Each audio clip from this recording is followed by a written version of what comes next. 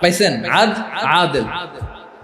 7 শ্রেণীর ব্যক্তিকে আল্লাহ তাআলা সুশীতল আরশের নিচে ছায়া দিবেন, যেদিন তার দেয়া ছায়া ছাড়া কোনো ছায়া থাকবে না। এর প্রথম হচ্ছে ইমামুন আদিল, ন্যায়পরায়ণ শাসক। চিল্লায় বলেন সুবহানাল্লাহ।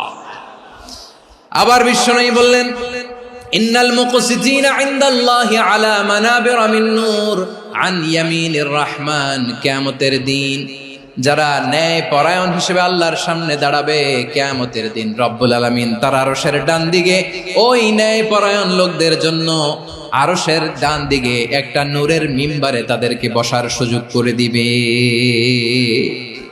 আল্লাহর আরশের ডান দিকে ন্যায় পরায়ণ লোকদের জন্য আল্লাহ তাআলা নূরের মিম্বার বানাবে। 4টে কেন কথা মনে করেছেন? আল আদাল, জাস্টিস। ইন্নাল্লাহা ইয়া'মুরু বিল আদল। আল্লাহ তাআলা এই আদালতের নির্দেশনা দেন, সুবিচার, সুশাসন। প্রিয় ভাইয়েরা, এটা আমরা বাংলাদেশে চাই কি চাই না?